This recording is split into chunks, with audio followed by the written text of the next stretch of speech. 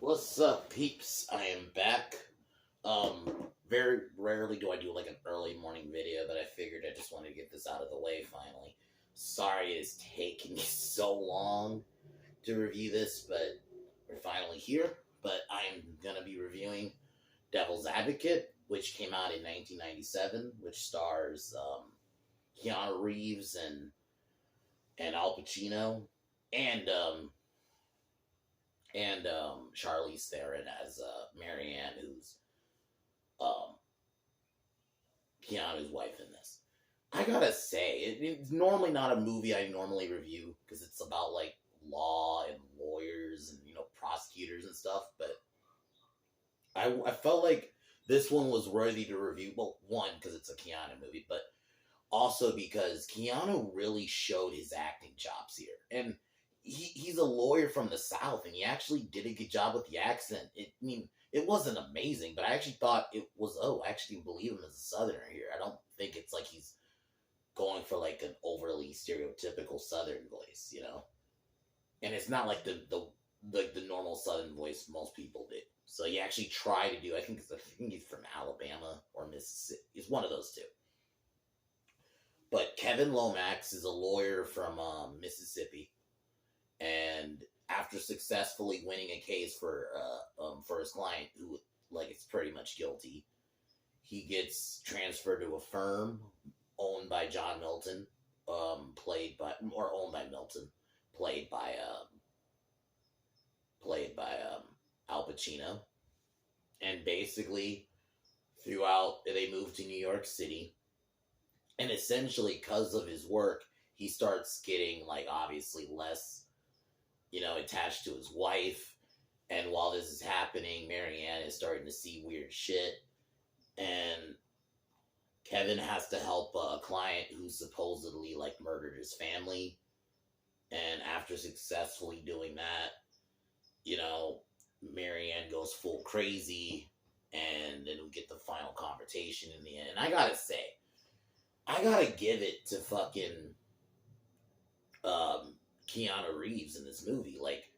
This is before Matrix. Yeah, he had done Speed, but that was like an action movie. Same with Speed. He'd only done Speed and Point Break. Those were his only two really big, aside from Bill and Ted, but his two big leading roles. This was 2 years off from the Matrix. And the fact that Keanu in every scene, honestly, he was able to carry himself with Al Pacino, who had done Heat. I don't know if he had done Carlito's Way yet, but he had already done Heat, which is one of the best movies ever made. And the fact that he was able to hang with him and it didn't feel like Al Pacino was carrying him in the scene, he actually was able to stand up, with him. I actually got to give it credit. And Charlize Theron did a really good job as playing a woman who, is tortured, and she starts having visions and seeing demons and stuff like that. And the thing is, this movie is about the devil, but they don't make it like your usual devil movie. They could have made it like something else, but they actually went more of a very interesting route. Connie Nielsen's also in this movie. She plays one of the devil's basically concubines, who's one of the demons. But that last sequence, where Keanu Reeves confronts Milton because there's, and another very intense scene is the scene where that's fucking someone else. Marianne kills herself pretty brutally too. She slices her throat with a piece of glass. And then Kevin confronts Milton, and that last scene is so good. The acting and the back and forth between the two is so good. I would recommend this movie. It is a bit, you gotta understand, it's not action, not a lot of action, very much more of a drama type of movie. But if you can, I just watch it for and it's not gonna be one I watch all the time. I watch let's say The Matrix, or Speed or something. But it's one to watch just for the performances. It's one of those movies. The scenes with Al Pacino and Keanu together is money. So that is what makes this movie And I think the storytelling's done well. It's not a bore for a movie like this. It is a bit long. It's like, I think, almost 2.5 hours. But it's solid. Um, Definitely, like I mentioned earlier, it's not going to be one I watch all the time, but I heavily recommend just to see the performances. But aside from that, tomorrow I will be reviewing the first RoboCop, which I cannot wait. The first RoboCop is incredible. But as usual, I'm gonna kick off the review.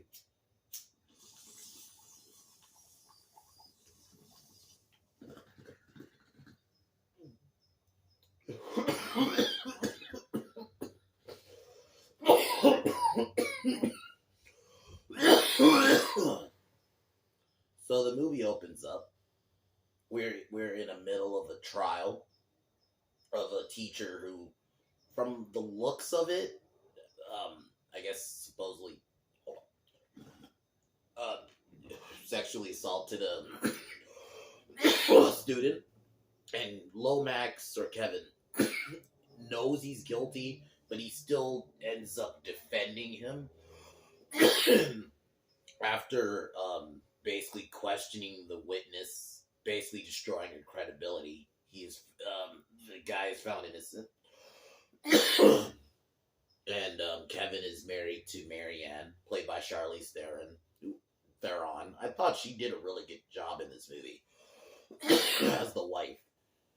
Um, but they get asked. Kevin gets a job at a law firm in New York, which is owned by Milton, played by Al Pacino, and then Kevin moves to New York, and then we see him go to the firm, and this is where we get our first appearance from Al Pacino. And man, I mean, there's just not a lot I could say. Like, Al Pacino's just a great actor.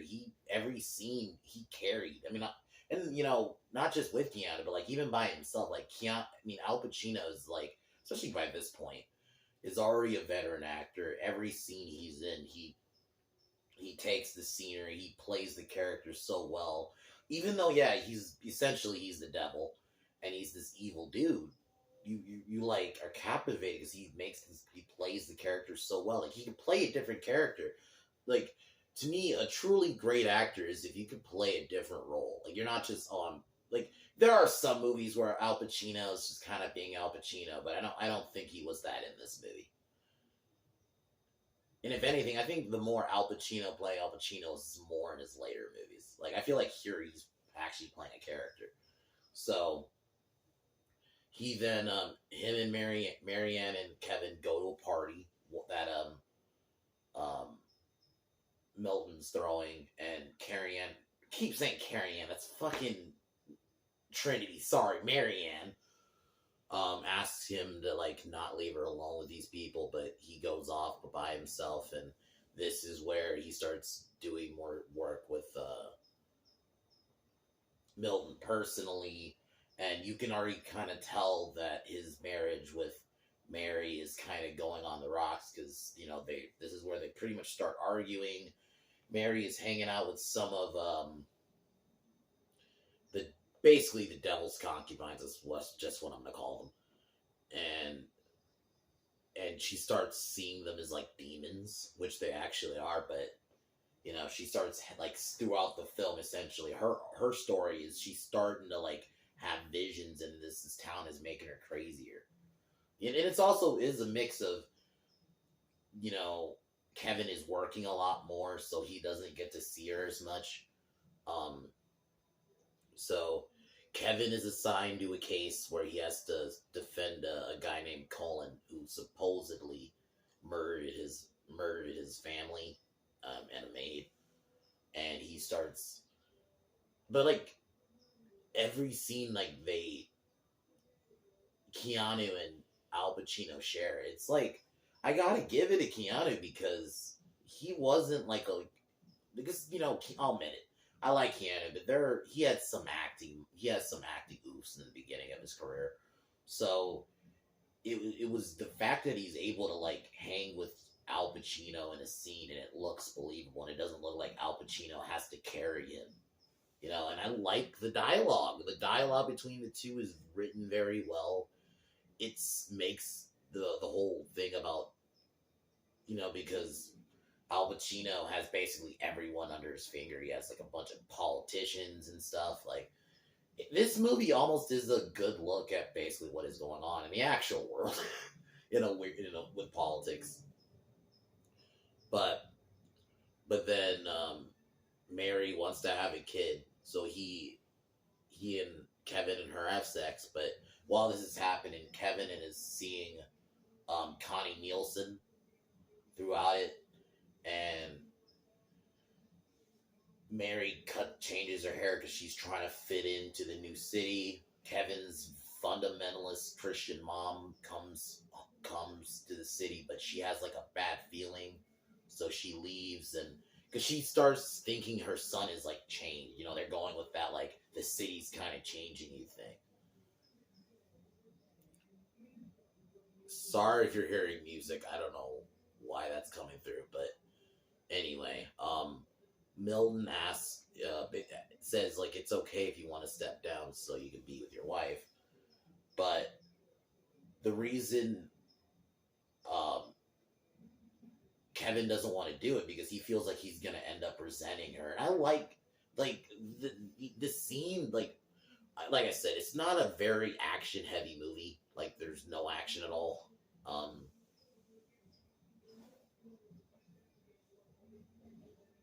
And then someone named Eddie is threatening to blackmail Milton. So Milton, kind of, because he's a devil, can arrange things to happen. While Eddie's on a run, he ends up getting killed by some homeless guys, which are basically demons, and Mary ends up seeing it and just... I gotta give it to Charlie. She really did a good job playing a woman going crazy. Because in the beginning of the movie, she seemed normal. She started off relatively like a normal woman, and then just gradually she started going crazier and crazier and crazier. And Kevin just thinks she's crazy. She doesn't, even though she's actually seeing this shit. Like there's even a scene where she sees like a baby with entrails. It's like, it's fucked up, man. Some of the imagery in this movie. I think the cinematography is really good. The score is okay, but it's one of those movies I'm not watching necessarily for the soundtrack. And so while Kevin is defending Colin, she claims Milton raped her brutally, but he says that it didn't happen because he was with her. So he thinks she's crazy, so he has her admitted. So his mom, and I think someone else visit Mary at the institution, but Mary sees one of the nurses as a demon, so she hits the nurse, locks herself in a room. Kevin gets himself in the room, and this scene is really intense. And I gotta say, it's probably not in terms of like the tone, the best scene in the movie.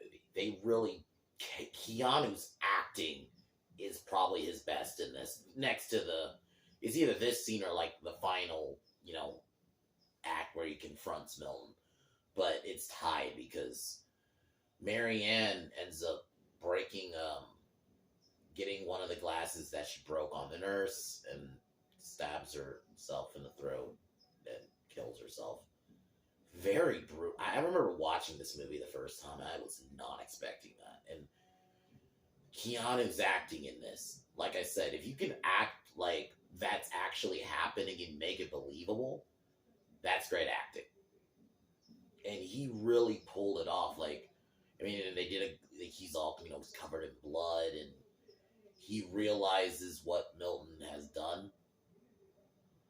So he confronts him, and this is where we get the revelation that he's Satan and that he wants a child. So he wants him and his, basically, I guess that would be his daughter or half daughter, to have sex so he can give birth to the Antichrist. And I like that, like I said, it's not your typical Satan movie. They could have went like giving him horns and make him this sleazy evil guy, but no, like, besides some of the moments you are seeing demons throughout the film, largely this could just be a regular like law movie. Like you take out like the demon stuff and you change like the ending a little bit. This could just be a movie about a lawyer or prosecutor, but yeah. But Keanu, man, showing his chops, like he's able to hang. So he grabs a gun. Well, he acts like he's gonna do it, but then he grabs a gun and ends up shooting himself. Bunch of fire thing opens, and then we're back to what kind of the beginning of the movie, and he decides to not defend the guy, thus preventing what happened, and then the guy transforms into milk. So basically, he was trying to manipulate things in motion, and then the film ends. Really good movie. Really good film. It is not like I'm gonna keep mentioning, not a normal movie I watch, but it is a really well-made film. The fact that Keanu showed he can hang with someone like an Al Pacino, and everyone else did their jobs really well too.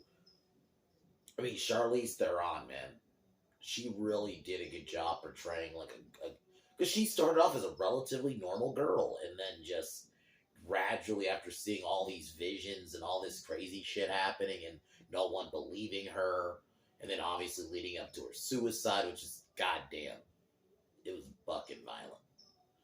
Because I've never seen, because usually it's, hanging or shooting yourself. No, she fucking grabbed a fucking glass and just slit her own throat. It was fucked up. But Keanu's acting in that scene. And then in the final act, really good movie. It is a little slow, but it's not boring. I would not call it a boring film. I'd only watch it just for the performances alone. You get some really good, like, from everybody. It's an interesting story, interesting take on, like, the story about the devil. Sorry about the fucking music. But aside from that, I would give this movie like probably a 9 out of 10. Probably one of Keanu's best. More underrated one, because a lot of people don't talk about this movie that much. And if they do, they're more talking about, like, Al Pacino. And it's understandable, because he was a bigger name at the time. But Keanu held his own. I'm thinking I'm probably going to start the John Wick films at this point. Maybe I'll do one more solo Keanu Reeves movie before I do that. But I'm going to eventually, I think I'm going to start the John Wick films pretty soon. But tomorrow, I will be reviewing the first RoboCop. And I'll admit, RoboCop isn't as much of my franchise as, like, let's say, like, Predator and Terminator and Alien are, but I do like RoboCop, especially the first one. That first story about Officer Murphy and his fucking, essentially, death before he becomes RoboCop is so fucking brutal. And Kurtwood Smith, who's you might recognize as Red from that 70s show, was an awesome villain.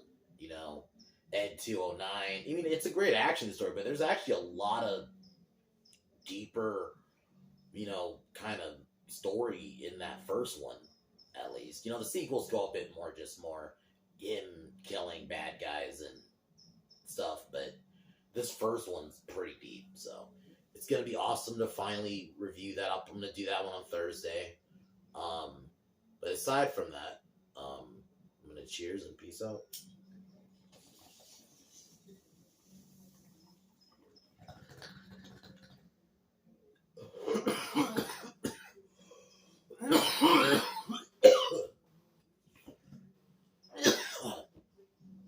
Fuck Warner Brothers. Fuck Disney. Fuck Colin Kaepernick. Fuck LeBron. Fuck Seth Rogen. Fuck Kevin Smith. And fuck the Biden administration. I'll talk to y'all tomorrow. Peace.